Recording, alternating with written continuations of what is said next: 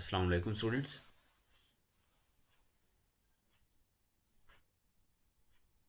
Principles of management में हमारा topic है the modern principles of management. जैसा कि आपको क्लियर है कि हम प्रिंसिपल्स ऑफ मैनेजमेंट पे अब बात कर रहे हैं, जो अब हमारे लेक्चर्स चल रहे हैं। जैसे कि हमने Henri Fayol 14 principles by Henri Fayol पे बात की, हमने और 4 प्रिंसिपल्स बाय F.W. टेलर, जिनको हमने कहा कि साइंटिफिक अप्रोच और scientific school of thought, scientific principles पे बात की। और अब हम लास्ट बात कर रहे हैं the modern principles of management. Modern principles traditional और साइंटिफिक प्रिंसिपल्स के हाइब्रिड हैं, कि जब आप साइंटिफिक और ट्रेडिशनल प्रिंसिपल्स पे बात करते हैं, उन्हीं को फॉलो करते हुए मॉडर्न प्रिंसिपल्स हमें नज़र आते हैं, उन्हीं की फॉलोइंग है। It means that on the basis of modern management or modern theories, how you can improve your organizational productivity, organizational growth, or how you can manage the resources, if you are a manager or a part of the management of any organization. So the principle of modern management Himal give us, basically ये हम जो भी अब next slide की तरफ जाएंगे और principles कुछ डिस्कस करेंगे, this principles were given by Himal and और ये प्रिंसिपल्स जो हैं ये एप्लीकेशन पे हम देखेंगे, इनकी एप्लीकेशन और इन इंटेंडेड गोल्स क्या हो सकते हैं modern management principles by looking at their application and के प्रिंसिपल्स क्या हैं, इनको कैसे अप्लाई किया जा सकता है और क्या इनके इंटेंडेड गोल हो सकते हैं। वाई फ्यूचर मैनेजमेंट, हमें हमारा अब जो जो फोकस है, अब मॉडर्न मैनेजमेंट का फोकस फ्यूचर मैनेजमेंट के चेंज मैनेजमेंट, कि आप जब future problems dynamic organisational environment में, जैसे हमने कहा ओपन सिस्टम, क्लोज सिस्टम, एक इन्वायरमेंट हमने डिस्कस की बिजनेस इकोसिस्टम। तो जब आप डायनामिक इन्वायरमेंट का पार्ट हैं, आपकी ऑर्गेनाइजेशन डायनामिक इन्वायरमेंट में स्टैंड कर रही है या क्लोज सिस्टम में स्टैंड कर रही है, इस्टेब्लिश्ड है, तो आप कैसे मॉडर्न प्रिंसिपल्स को फॉलो करते हुए, रूल्स को फॉलो करते हुए, स्टैंडर्ड्स को फॉलो करते हुए अपनी ऑर्गेनाइजेशनल गोल्स को अचीव कर सकते हैं। तो देखिए, हम जो स्लाइड अब डिस्कस कर रहे हैं उनमें हम प्रिंसिपल्स को देखेंगे, इनके एप्लीकेशन और गोल। ठीक है। तो फर्स्ट प्रिंसिपल हमारे पास है स्टैंडर्डाइजेशन। हमने प्रीवियसली 14 प्रिंसिपल भी डिस्कस किए, फिर साइंटिफिक में 4 प्रिंसिपल्स डिस्कस किए। तो अब हमारे पास जो फर्स्ट प्रिंसिपल है वो स्टैंडर्डाइजेशन, और ये हाइमन ने प्रिंसिपल्स दिए। स्टैंडर्डाइजेशन क्या मतलब है कि एप्लीकेशन कैसे हो सकती है स्टैंडर्डाइजेशन, हम कहते हैं पहले तो हम ये clear, what is standardisation. Standardisation means कि आप जब एस्टिमेट्स कर लेते हैं, एक्सपेक्टेड रिजल्ट्स आपके सामने हो, आप डिसाइड कर लेते हैं, आप प्लानिंग कर लेते हैं, ये स्टैंडर्डाइजेशन है। तो मॉडर्न मैनेजमेंट की जो प्रिंसिपल है, वो फर्स्ट प्रिंसिपल हेमन ने दिया कि हमेशा ऑर्गेनाइजेशन को स्टैंडर्ड सेट करनी चाहिए। हर ऑर्गेनाइजेशन के किसी भी एक्टिविटी के लिए स्टैंडर्ड हो, बजट हो, एस्टिमेट हो, कोई प्लान होना चाहिए, कि on the basis of plan आप ऑर्गेनाइजेशन को रन करें, ऑर्गेनाइजेशन के रिसोर्सेज को मैनेज करें, प्लानिंग के साथ, स्टैंडर्ड्स के साथ आप वेरिएंसेस में जाएं, उनके साथ मैचअप करें। और जब मैचिंग प्रिंसिपल को फॉलो करेंगे तो आपको आउटपुट क्लियर हो जाएगा कि हमारा स्टैंडर्ड जो हमारे लगाया था, स्टैंडर्ड सेट किया था, वो अचीव हुआ है या नहीं हुआ। तो कैसे किया जा सकता है, minimise variances from standards around input, output and work methods. अब आप जो स्टैंडर्ड सेट कर चुके हैं, आपने कहा था कि हम मींस के 80% स्केल सेट किया था, स्टैंडर्ड था 80%। डिफरेंट स्टैंडर्ड हो सकते हैं। एक होता है थ्योरेटिकल स्टैंडर्ड जो 100% होता है। कोई भी ऑर्गेनाइजेशन थ्योरेटिकल स्टैंडर्ड पे काम नहीं कर सकती। हमेशा आप देखते हो कि जैसे कहा जाता है 99.9% प्योरिटी, तो 100 कह ही नहीं सकता कोई कि हम 100% पे जा रहे हैं, 100% काम कर रहे हैं। तो 100% कहा जाता है थ्योरेटिकल कैपेसिटी। फिर आपके पास होता है एक्चुअल कैपेसिटी, फिर आपके पास होता है एस्टिमेटेड कैपेसिटी। ये डिफरेंट कैपेसिटी लेवल्स हैं। तो जब आप एस्टिमेटेड कैपेसिटी लेवल की बात करो, दीज आर योर स्टैंडर्ड्स। अब आप स्टैंडर्ड्स को जब मिनिमाइज, देखिए मिनिमाइज वेरिएंसेस, इनमें वेरिएंस ना हो, कम से कम वेरिएंस हो, और ये कंट्रोलिंग से होगा, ये इवेल्यूएशन से होगा, ये परफॉर्मेंस अप्रेजल से होगा। जब आप परफॉर्मेंस अप्रेजल करेंगे, प्रॉपर कंट्रोल लगाएंगे, चेक लगाएंगे, इंटरनल कंट्रोल सेट करेंगे, तो आपके स्टैंडर्ड्स जो हैं उनके नियरेस्ट टू योर स्टैंडर्ड्स आप अचीवमेंट कर पाएंगे। तो फर्स्ट एप्लीकेशन गोल क्या हो सकता है, economies of scale, manufacturing efficiency, reliability and quality. और मैंने यही बात की कि आप क्वालिटी मैनेजमेंट सेट करें, टोटल क्वालिटी मैनेजमेंट जिसे ठीक है हम कहते हैं कि अब क्वालिटी मैनेजमेंट होना ज़रूरी है। रिलायबिलिटी पे फोकस करें कि जो स्टैंडर्ड दे रही रिलायबल भी है या नहीं है। जो हम स्टैंडर्ड रूल सेट कर रहे हैं, प्रिंसिपल दे रहे हैं वर्कर्स को, पर वर्कर्स के लिए स्ट्रेटजी बना रहे हैं, पॉलिसी बना रहे हैं, प्लान दे रहे हैं, बजट दे रहे हैं, क्या ये रिलायबल है। मैन्युफैक्चरिंग एफिशिएंसी के लिए को इम्प्रूव करने के लिए आपको काम करना चाहिए। तो हमने कहा कैसे किया जा सकता है ये गोल, क्वालिटी के ज़रिए, क्वालिटी इंप्रूवमेंट, क्वालिटी मैनेजमेंट के ज़रिए, रिलायबिलिटी के ज़रिए, एफिशिएंसी के ज़रिए, और cultivate economies of scale. Second principle modern management का है वो है स्पेशलाइजेशन होनी चाहिए। स्पेशलाइजेशन का क्या मतलब है? Of the task and functions, group like activities together in modular organisational units. Application क्या होगी कि आप मॉड्यूलर ऑर्गेनाइजेशनल यूनिट्स पे आप ज़रूर ऑर्गेनाइजेशन को काम करना चाहिए। Reduce complexity and accelerate learning. तो ये कैसे होगा? आप गोल क्या हो कि आप कम्प्लेक्सिटीज़ को कम करें। स्पेशलाइजेशन मीन्स कम्प्लेक्सिटीज़ कम होंगी, जितनी कम्प्लेक्सिटीज़ कम होंगी ग्रीवियंसेस कम होंगे। जैसे हमने प्रीवियस का बात की कि डिस्कॉर्डनेस जितनी कम होगी, हार्मोनाइजेशन जितनी ज़्यादा होगी उतना ही, और लर्निंग को एक्सेलरेट करें, ज़्यादा से ज़्यादा ट्रेनिंग्स दें, ज़्यादा से ज़्यादा स्पॉन्सरशिप्स करें, ज़्यादा से ज़्यादा वर्कर डेवलपमेंट, फैकल्टी डेवलपमेंट पे आप काम करें। तो यहाँ से आप इजीली अपने ऑर्गेनाइजेशनल रिसोर्सेज को मैनेज कर सकते हैं, अपनी ऑर्गेनाइजेशंस को मैनेज कर सकते हैं। और ये सेकंड मॉडर्न प्रिंसिपल है। थर्ड मॉडर्न प्रिंसिपल जो हम मॉडर्न मैनेजमेंट के फॉलो करते हुए देख सकते हैं वो है गोल अलाइनमेंट। गोल अलाइनमेंट क्या मतलब है कि ensure that individual efforts are congruent with top down goals. For example, establish clear objectives through a cascade of these subsidiary goals and supporting matrices. Ensure that individual efforts are congruent with top down goals.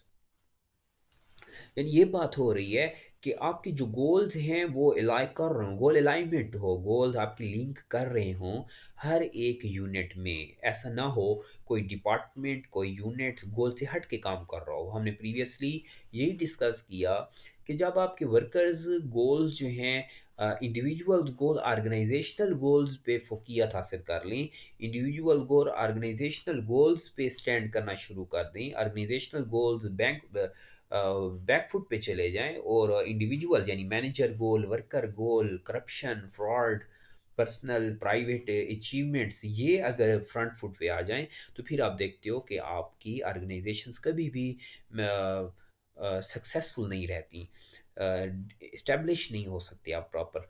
तो हमने कहा गोल alignment, गोल आपके organizational goals link हों एक दूसरे के साथ, departments के साथ, एक्टिविटीज़ के साथ, और ऑब्जेक्टिव हो organisational profit maximisation, organisational value, organisational productivity, organisational achievements, goal achievements. तो हमने कहा ensure that individual efforts are congruent with top down goals, कि आपके जो गोल्स हैं ऑर्गेनाइजेशनल टॉप डाउन गोल्स जो हैं उन गोल्स की अलाइनमेंट हो। यानी अगर टॉप मैनेजमेंट से लोअर मैनेजमेंट तक जितने भी वर्कर्स काम कर रहे हैं तमाम के गोल सेम हो, और एक ही गोल रहे, ठीक है, यूनिटी हो, हायरार्की। ये प्रिंसिपल है कि हायरार्की हो, जिसे हमने कहा था कि डिवीजन ऑफ अथॉरिटीज़, जिसे हमने कहा यूनिटी, यूनिटी ऑफ कमांड, जिसे हमने कहा अथॉरिटी। हायरार्की पे अब बात आ रही है, इसे हायरार्की का मॉडर्न मैनेजमेंट में हम नाम दे देते हैं। Create a pyramid of authority based on the limited span of control and maintain control over the broad scope of operations. तो यहाँ आप क्या करें कि अथॉरिटी हो, टॉप मैनेजमेंट हो, इंटरनल चेक जिसे हम कहते हैं कि work of one person automatically check by other. ऐसा ना हो कि सिर्फ टॉप मैनेजमेंट, उनको कौन एग्जामिन करेगा, ऐसा ना हो सिर्फ लोअर मिडल मैनेजमेंट। तो जब हायरार्की होती है तो हर एक टॉप लेवल लोअर के लिए क्या बन जाता है, इवेल्युएटर बन जाता है, लोअर के लिए कंट्रोलर बन जाता है, और इजीली टास्क कंट्रोल होते हैं, अप्रेजल होता है, परफॉर्मेंस अप्रेजल होगा। अदरवाइज कोई किसी को अप्रेज नहीं कर सकेगा। तो जब आप देखते हो कि कोई सीनियर होगा, कोई जूनियर होगा, कोई कंट्रोलर होगा, कोई टॉप मैनेजर होगा, कोई सुपरवाइज़र होगा, कोई एग्जीक्यूटिव होगा, कोई एडमिनिस्ट्रेटिव होगा, तो यहाँ हर एक लेवल पे अप्रेजर रहेगा। जब हायरार्की होगी तो goals, achievement, performance appraisal, quality focus, आपके ऑर्गेनाइजेशन, आपके रिसोर्सेज रहेंगे। इसी तरह प्लानिंग एंड कंट्रोल, हम पढ़ चुके हैं प्लानिंग एंड कंट्रोल को, कि आपके पास कोई रोड मैप हो, आपके पास कोई प्लान हो, आपके पास जैसे हमने कहा कि thinking in advance about future courses of actions, आपके पास बजट्स हों, आपके पास एस्टिमेट्स हों। अगर आपके पास प्रॉपर एस्टिमेट्स हैं, स्टैंडर्ड्स हैं, और इनकी कंट्रोलिंग भी होनी चाहिए। For cost demand, budget, resources कैसे एप्लीकेशन होगी, स्केजुअल हो, टास्क हो, then track and correct deviations from plan. यानी आपके पास फॉरकास्ट डिमांड, फॉरकास्टेड डिमांड हो कि हमारी मार्केट डिमांड क्या है, हमें प्रोडक्ट कितने बनाने चाहिए, हम प्रोडक्ट्स की क्वालिटी क्या रखें, इंग्रेडिएंट्स क्या हों, कितने प्रोडक्ट बनाने चाहिए, कितने किन टाइम्स में सप्लाई करने हैं, बजट, रिसोर्सेज हमारे क्या होंगे, स्केजुअल किस टास्क टास्क को स्केजुलाइज करें आप। टास्क को हमेशा हम स्केजुलाइज कर लेते हैं, first week, second week, third week. For example, first week में इतनी प्रोडक्शन करनी है, सेकंड वीक में इतनी प्रोडक्शन करनी है, थर्ड वीक में इतनी प्रोडक्शन करनी है, ये टास्क की स्केजुलाइजिंग हो रही है। Then track and correct deviations, और अगर डिविएशंस आ रही हैं, प्लान वैसे इंप्लीमेंट नहीं हो पा रहे, 1 लाख का प्लान बनाया था और आपके एक्चुअल एक्सपेंसेस 1,20,000 हो गए हैं, तो आप डिविएशंस आ रही हैं, अब इन डिविएशंस को कंट्रोल करें। और हमने कहा था प्री कंट्रोल कर सकते हैं, समेटिव कर सकते हैं, पोस्ट कर सकते हैं, साइबरनेटिक कर सकते हैं, गो और नो गो कंट्रोल किया जा सकता है। Establish regularity and predictability in operations, conformance to plans. यहाँ कैसे ये गोल अचीव हो सकता है, यानी ये ऑब्जेक्टिव कैसे अचीव हो सकता है, ये प्रिंसिपल कैसे इंप्लीमेंट हो सकता है कि एस्टेब्लिश रेगुलरिटी, डिसिप्लिन। देखिए वही मैंने कहा ना, प्रिंसिपल्स हैं, लेकिन उनको हमने क्या किया, मर्ज कर लिया, अब यहाँ श्रिंक कर दिया गया है, स्ट्रेंथन कर दिया गया है। प्रिडिक्टेबिलिटी इन ऑपरेशंस, और अपने ऑपरेशंस को प्रिडिक्ट करें, आज के आउटपुट को एनालाइज करें, प्रीवियस आउटपुट्स को, प्रीवियस प्रोडक्शंस को, प्रीवियस अचीवमेंट्स को क्यों प्रिडिक्शंस में रखें, उनकी बेसिस पे प्रिडिक्शंस दें, न्यू प्रिडिक्ट करें, फोरकास्टिंग करें, और फोरकास्टिंग आपको एक बेस्ट आउटपुट दे सकती है। लास्ट हम कह सकते हैं एक्सट्रिंसिक रिवार्ड्स, और हमने पहले बात की रिवार्ड्स पे प्रीवियस प्रिंसिपल्स में, अब देखें उनको एक्सट्रिंसिक रिवार्ड्स का हम वर्ड दे रहे हैं। Provide financial reward to individuals and teams for achieving specified outcomes.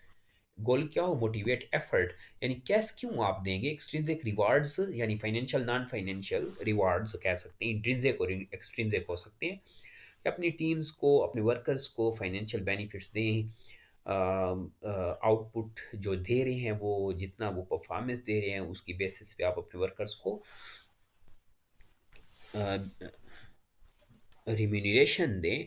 और इसका क्या गोल होगा, क्यों ये किया जाए, क्यों रिम्यूनरेशन दिए जाए। The reason is to motivate effort and ensure compliance with policies and standards, ताकि आपके वर्कर मोटिवेट हों, और जो आपने पॉलिसीज़ या स्टैंडर्ड्स उनके लिए बनाए हैं, स्टैंडर्डाइजेशन के, उनके साथ वो उनको कंप्लाई कर सकें, तामील करें, उनकी इम्प्लीमेंट करें, उनको वो ऑब्ज़र्व करें, और ऑर्गेनाइजेशनल जो भी गोल्स हैं उनकी अचीवमेंट में हेल्प आउट करें आपको, उनके अचीवमेंट में कोऑर्डिनेट करें मैनेजर्स के साथ। और इसके लिए एक्सट्रिंसिक रिवार्ड्स प्रोवाइड करना ज़रूरी है। तो हमने मॉडर्न प्रिंसिपल्स में डिस्कस किया, standardisation is a modern principle, specialisation, goal alignment, hierarchy, planning and control, and extrinsic rewards. तो ये हमारे पास जो भी हमने सीरीज स्टार्ट की हुई है लेक्चर्स की, उनमें हमारे पास ये थर्ड लेक्चर था, जो रिलेटेड था प्रिंसिपल्स से, कि हम जैसे है क्लासिकल प्रिंसिपल्स देखे, हमने मॉडर्न प्रिंसिपल्स देखे, और हमने साइंटिफिक प्रिंसिपल्स देखे। तो जो भी लेक्चर्स हो रहे हैं, इनमें आपको जो प्रॉब्लम हो, आप बुक को ज़रूर फॉलो करें। और बुक हमारे पास जॉस फेम्पूटी की जो बुक है, मैनेजमेंट ऑफ फंक्शनल अप्रोच, उसको रीड आउट करें, साथ साथ बुक को पढ़ें। जो चीज़ें यहाँ आपके सामने जो पॉइंट्स नहीं आ रहे, उन पॉइंट्स को भी आप रीड आउट करें।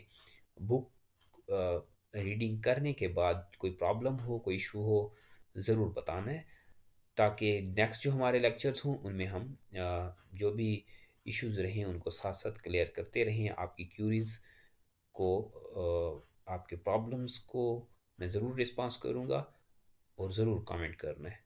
Thank you so much. अल्लाह हाफिज़।